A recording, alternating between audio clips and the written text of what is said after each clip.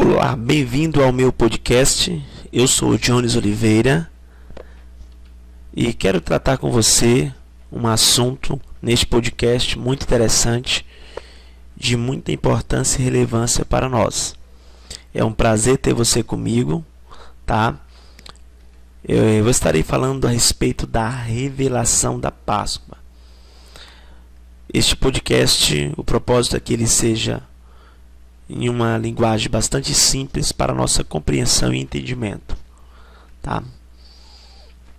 Bom, qual o propósito da Páscoa? Você já parou para pensar por que motivo, por qual finalidade foi estabelecida a Páscoa? Por que os judeus comemoram a Páscoa judaica? Por que os cristãos comemoram a Páscoa cristã? Qual é a diferença entre essas duas Páscoas?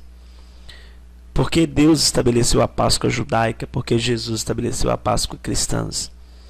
As respostas dessas perguntas nos fazem encontrar o propósito da existência da Páscoa. E descobrindo o propósito, nós conseguiremos com certeza vivenciar a Páscoa na nossa vida de maneira mais coerente. E para chegar ao propósito, nós precisaremos também responder algumas outras perguntas que vão nos ajudar. Como surgiu a Páscoa, o que significa, e vamos chegar no propósito. Vamos falar sobre a Páscoa judaica, a Páscoa cristã e a diferença entre elas.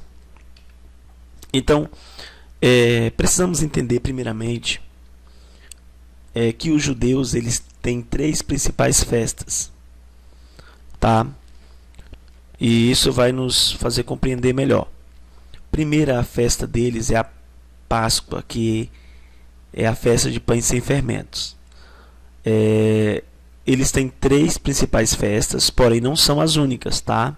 Os judeus têm mais outras festas, mas as três principais são essas.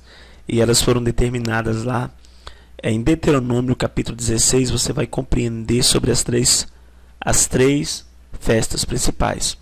Primeiro é a Páscoa, que é um jantar, uma noite de jantar, e continua com 7 dias de alimentação, que é o pão sem fermento. Além disso, nós temos a festa da colheita, que é a festa também chamada de Pentecostes, a mesma lá de Atos, tá bom? E a festa das barracas ou tendas.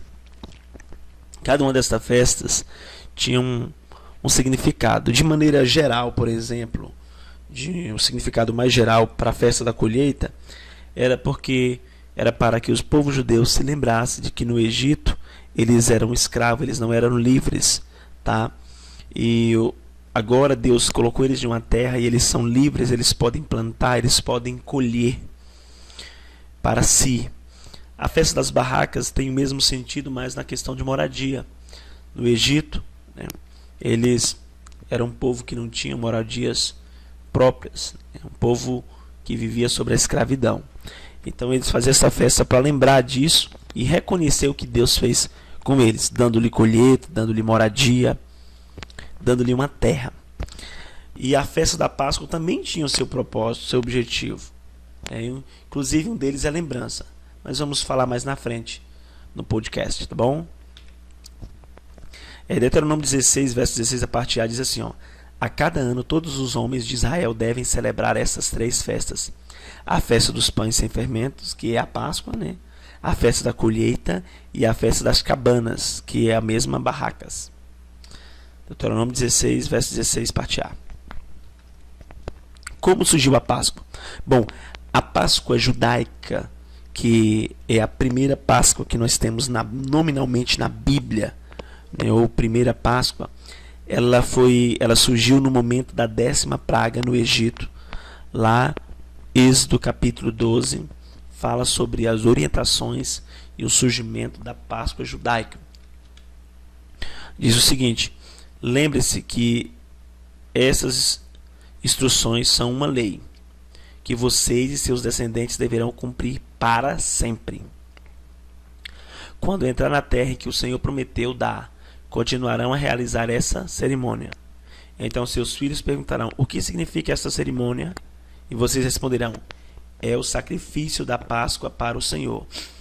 pois ele passou por sobre as casas dos israelitas no Egito, e embora tenha abatido os egípcios, poupou nossas famílias. Então todos que ali estavam se prostraram e adoraram. Êxodo capítulo 22, do 24 ao 27. Então aqui é claro nesse versículo o estabelecimento de como surgiu ela. O que significa? Bom, Páscoa vem do grego de uma palavra chamada pekash, que significa passar por cima. Está relacionada ao juízo de Deus.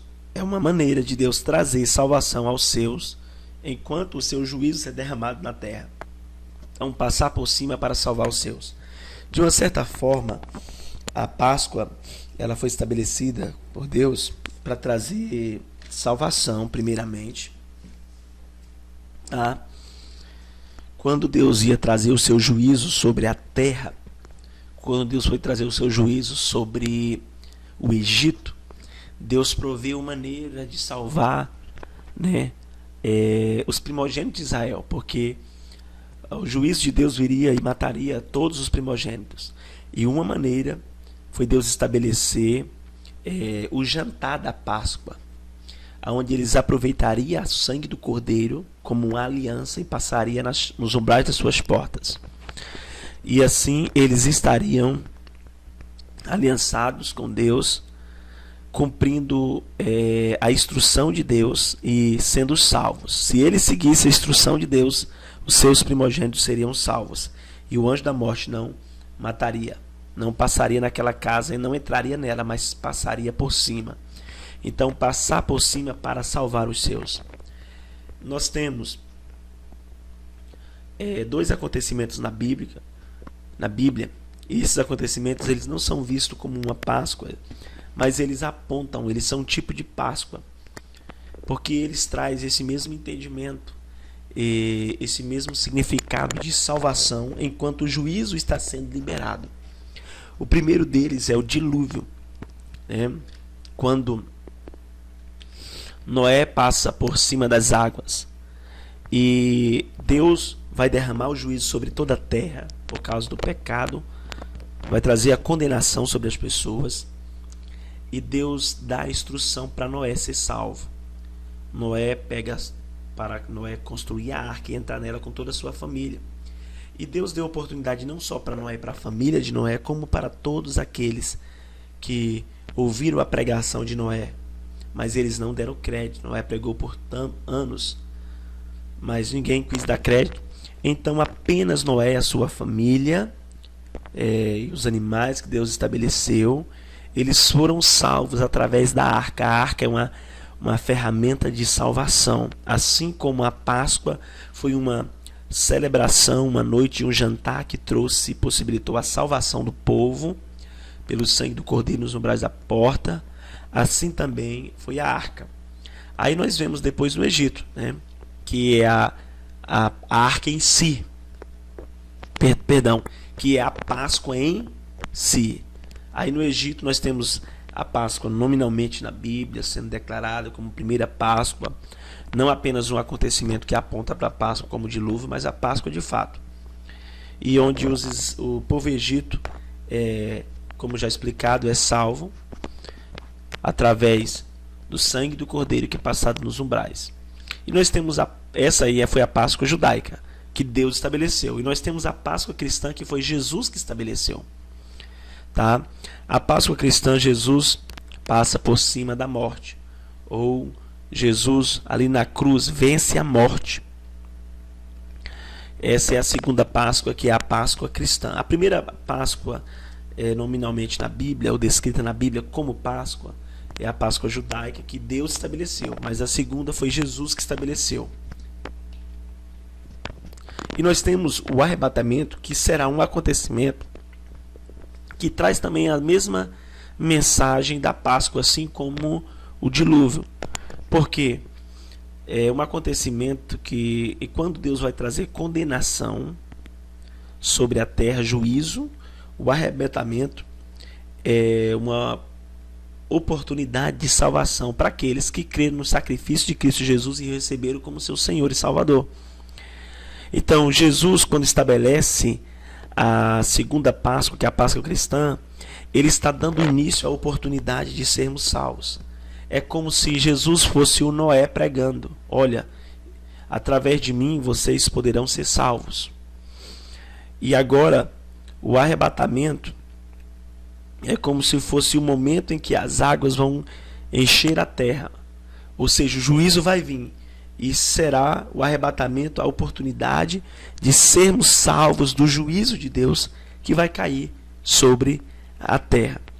Então esses acontecimentos, eles trazem um pouco de mensagem também, parecido com a mensagem da Páscoa, de salvação dos filhos primogênitos dos judeus lá no Egito, como também salvos da condenação do pecado através da morte de Cristo Jesus.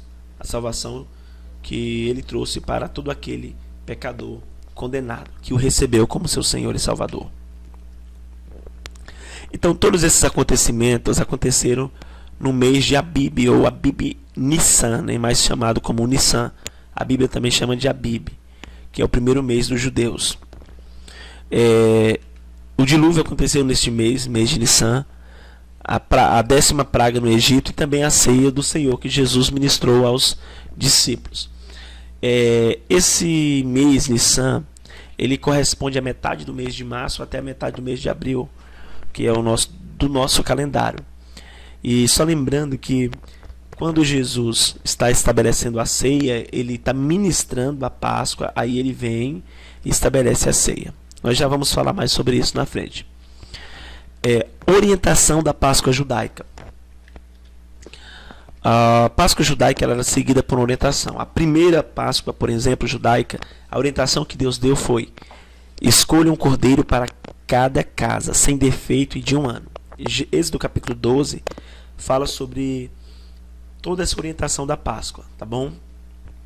Então, do 1 ao 5 fala sobre essa orientação de pegar um cordeiro para cada casa. E esse cordeiro tinha que ser sem defeito e de 1 ano.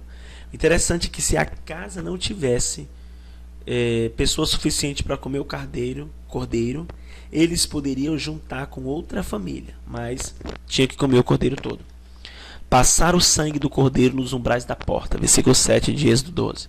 Assar a carne, comer o pão sem fermento, versículo 8. Comer a carne toda e queimar o que sobrar. Se sobrasse alguma coisa, tinham que queimar, não poderia sobrar nada. Essa última observação que eu coloquei é vestidos e prontos para partir. Deus fala para eles celebrar essa festa já vestido, já pronto, já arrumado, pronto para partir. Tinha que estar com as suas coisas organizadas. Isso nos faz uma alusão ao arrebatamento, que será sim a vinda de Cristo. Nós temos que estar prontos, porque não sabemos o momento, né? Aqui dá uma alusão ao arrebatamento, que também aponta para um tipo de oportunidade de salvação. A nova Páscoa, 1 Coríntios capítulo 5, versículo 7. Bom, a nova Páscoa foi estabelecida por Jesus. Essa nova Páscoa, ela é a ceia do Senhor. 1 Coríntios 5, 7 diz: Alimpai-vos, pois, do fermento velho, para que sejais uma nova massa, assim como estáis, sem fermento. Porque Cristo, nossa Páscoa, foi sacrificada por nós. Então, o apóstolo Paulo está trazendo ao conhecimento da igreja que Cristo é a nossa Páscoa, que ele é a massa sem fermento, para que aquele povo limpasse do fermento velho e que fosse uma massa nova, sem fermento, porque Cristo, o Cordeiro Pascual, foi morto por nós, sacrificado por nós. Então, uma nova aliança, uma nova Páscoa, um novo Cordeiro perfeito. Jesus substitui o Cordeiro da Páscoa judaica. A cruz substitui os umbrais. O seu sangue desceu no madeiro. Todo aquele que recebe Jesus carrega a mensagem da cruz. Então, a ceia, a nova Páscoa, Jesus estabeleceu ela. Mateus capítulo 26, você vai ver o seguinte, que quando Jesus vai preparar a Páscoa judaica, ele faz a transição para a nova Páscoa, que é a ceia. Mateus capítulo 26, a partir do verso 17, diz assim: no primeiro dia da festa dos pães sem fermento, que festa é? A Páscoa. Os discípulos chegaram perto de Jesus e perguntaram: onde é que o Senhor quer que a gente prepare o jantar da Páscoa para o Senhor? verso 18 de Mateus capítulo 26. Ele respondeu: vão até a cidade, procure certo homem e diga: o mestre manda dizer, a minha hora chegou. Os meus discípulos e eu vamos comemorar a Páscoa na sua casa. Versículo 19. Os discípulos fizeram conforme Jesus havia mandado e prepararam o jantar da Páscoa. Quando anoiteceu, Jesus e os 12 discípulos sentaram para comer.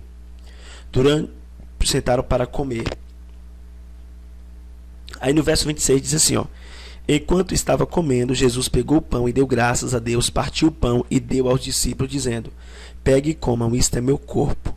Em seguida pegou o cálice do vinho e agradeceu a Deus. Depois passou o cálice aos discípulos, dizendo: bebam todos vocês, porque isto é o meu sangue que é derramado em favor de muitos para o perdão dos pecados. O sangue que garante a aliança feita por Deus com o seu povo. Eu afirmo a vocês que nunca mais beberei deste vinho até o dia em que beber com vocês o vinho novo no reino de meu Pai.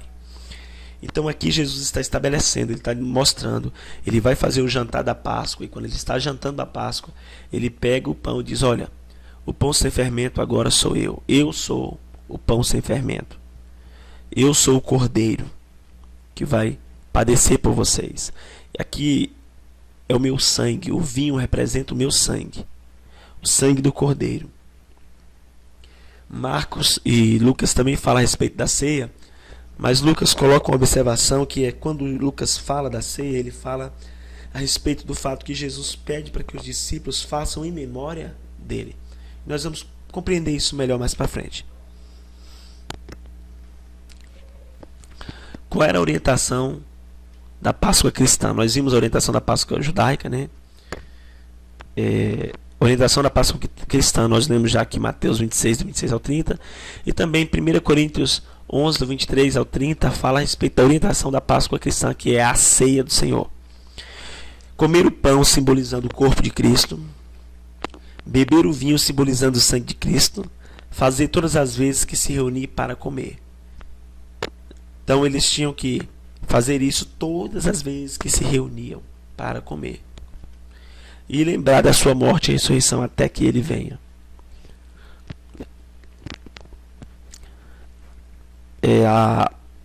Vamos ver agora também algumas questões. Vamos colocar de lado a lado aqui. Fazer algumas comparações da Páscoa judaica e da Páscoa cristã. A Páscoa judaica, salvos na 10ª praga. Páscoa cristã, salvos da condenação do pecado. Páscoa judaica, libertação do Egito. Páscoa cristã, libertação da escravidão do pecado. Páscoa judaica, o cordeiro ou o cabrito, né? Páscoa cristã, o Filho de Deus é o cordeiro. Páscoa cristã, pão sem fermento. Páscoa judaica, pão sem fermento. Páscoa cristã, corpo de Cristo. Páscoa judaica, sangue do cordeiro. Páscoa cristã, o sangue de Cristo. Páscoa judaica, celebrar a festa da Páscoa sempre. E Páscoa cristã, celebrar a ceia em memória de Jesus todas as vezes que se reunir. Então, qual o propósito? Primeiro, vamos falar do propósito da Páscoa judaica. Não esquecer do que Deus fez no Egito. O povo tinha um direcionamento de realizar a festa para que eles sempre se lembrassem do que Deus fez no Egito, livrando eles, livrando a família deles, livrando o primogênito e libertando eles da escravidão do Egito. Então eles tinham que lembrar e comemorar a liberdade, como falei no início. Liberdade por serem escravos antes, por não terem barracas, por não terem colheitas, e agora eles tinham que celebrar isso. Então toda vez que um judeu realiza a festa da Páscoa, ele está dizendo assim: olha, eu lembro do que Deus fez na minha geração, e além de lembrar, ele ensina a próxima geração. Qual é o propósito da Páscoa cristã? Não esquecer do que Deus fez na cruz. Deixa eu só voltar aqui algo para me explicar para vocês o seguinte: o propósito da Páscoa judaica. É claro que a Páscoa judaica tem outros propósitos, como salvar o povo, tá? Mas esses propósitos eram propósitos lá daquele momento que eles estavam vivendo, de salvação, tá? De aliança. E quando eles realizam a festa, eles estão apenas lembrando para continuar aliançados, para não perder a aliança, porque por muitas vezes o povo de Israel, eles se esqueciam dos feitos de Deus e eles acabavam entrando pelo pecado da idolatria. E isso fazia com que cada vez mais houvesse condenação sobre eles. E uma vez eles se lembrando do que Deus fez, eles permaneciam aliançados com Deus. Agora vamos voltar. Propósito da Páscoa cristã: não esquecer do que Jesus fez na cruz, anunciar sua morte e ressurreição até que ele venha. Jesus disse para a gente fazer em memória dele. Memória é o que? Memória é lembrança. Lembrar que ele morreu, mas ele também ressuscitou até que ele venha, né? Mas o seguinte, quando chega a Páscoa cristã, o que é que você lembra? Chocolate, né? Ovo da Páscoa, ovo de chocolate. Geralmente é isso que os comércios apontam que o comércio em si aponta para nós. Mas quando chega a Páscoa, nós precisamos entender que Jesus morreu na cruz por nós. E não se esquecer, apesar de que a nossa Páscoa cristã ela não é comemorada uma vez por ano, conforme a Páscoa judaica. A nossa Páscoa cristã é comemorada todas as vezes que nos reunimos como igreja. Tá? A igreja cristã evangélica, ela, pelo menos no Brasil, estabeleceu que essa Páscoa cristã, que é a ceia, ela deve ser ministrada ou realizada uma vez por mês. Mas lá no início, era a igreja primitiva, ela realizava todas as vezes que o povo se reunia, eles realizavam em memória de Cristo, declarando sua morte e a sua ressurreição até que ele venha. 1 Coríntios 11, do 23 ao 26 diz assim, ó: pois eu lhes transmito aquilo que recebi do Senhor. Na noite em que o Senhor Jesus foi traído, ele tomou o pão, agradeceu a Deus, partiu o pão e disse: este é meu corpo que é entregue por vocês. Façam isto em memória de mim. Da mesma forma, depois da ceia, tomou o cálice e disse: este cálice é a nova aliança, confirmada com meu sangue. Façam isto em memória de mim, sempre que beberem. Porque cada vez que vocês comem deste pão e bebem deste cálice, anunciam a morte do Senhor até que ele venha.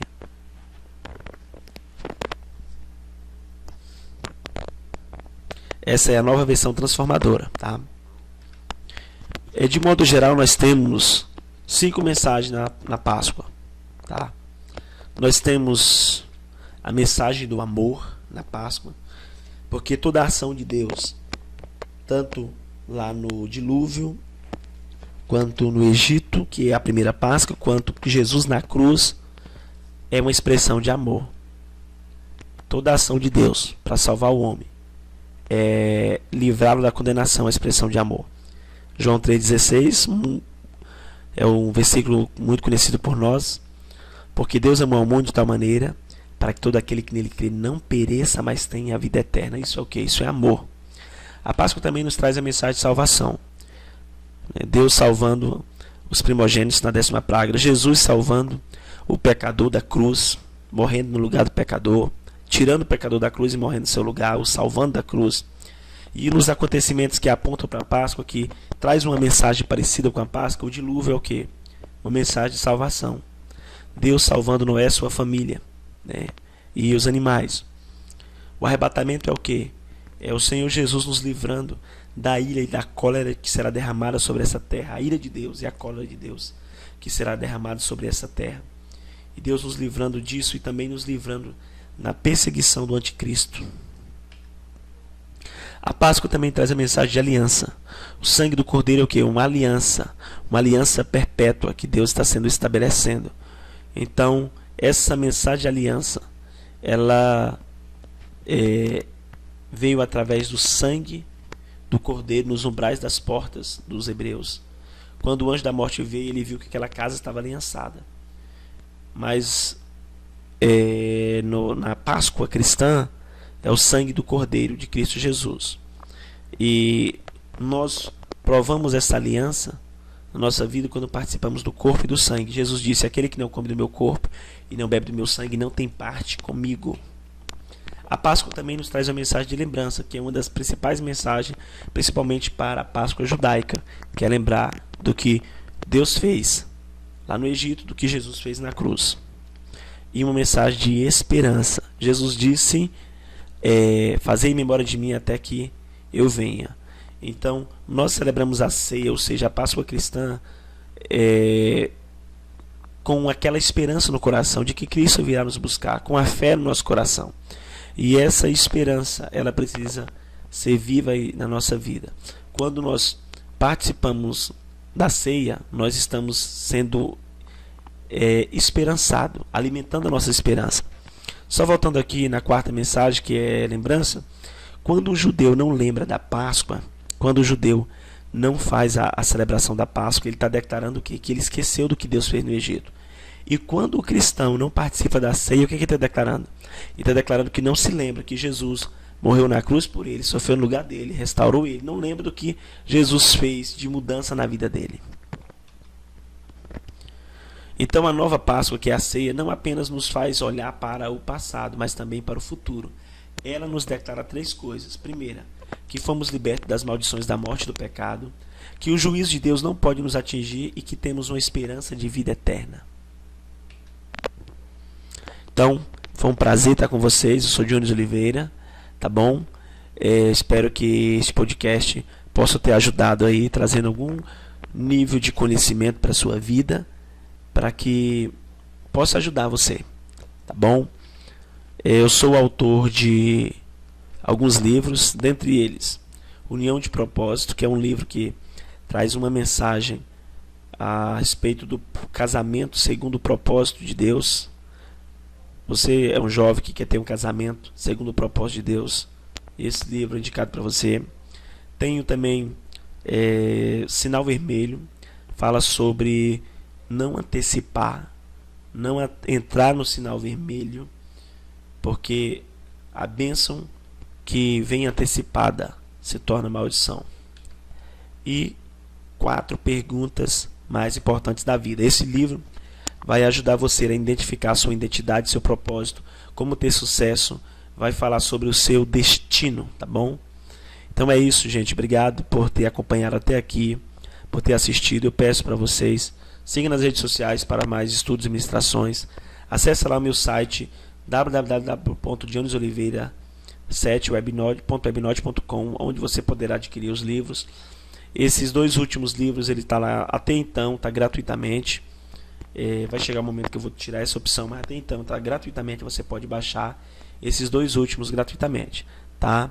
Eu agradeço por me acompanhar até aqui, foi um prazer estar com você. Não se esqueça, inscreva-se no canal, porque assim você vai estar sendo um patrocinador. A sua inscrição e o seu compartilhamento, indicando para alguém esse vídeo, é uma grande ajuda que você está me dando. Deus abençoe a sua vida. Um abraço.